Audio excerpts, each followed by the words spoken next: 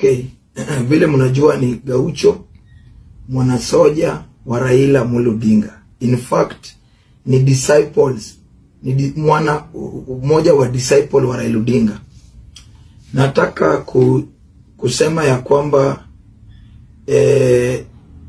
hii message iende Peter Salasya. Ya kwamba Peter Salasya, wacha kuharibu jina ya Wajaluo. Ya kwamba hao ndio wamekupiga kwa mpira. Na unajua vizuri ulikuja ukivuta bangi na pale ilikuwa na watoto. Ulikuwa unakula cocaine na pale ilikuwa na watoto. Kumake it worse, ulikuja kwa mpira bila kulipa ticket. Na hii ticket inalipwa, watu wanalipa mpira ili isupport coach ya Harambee, isupport wachezaji, isupport wale wamesimamia mpira wa Harambee Stars. Na wewe mwenyewe ni mbunge ambao unafaa uonyeshe mfano mzuri. Haufai kukuja na bangi ukivuta mbele ya watoto.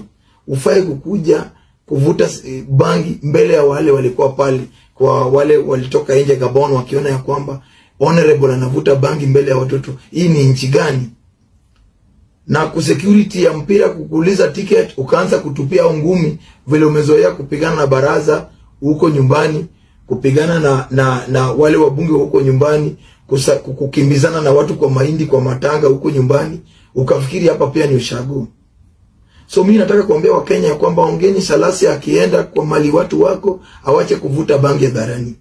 Akienda mali watu wako asiende bila kufuata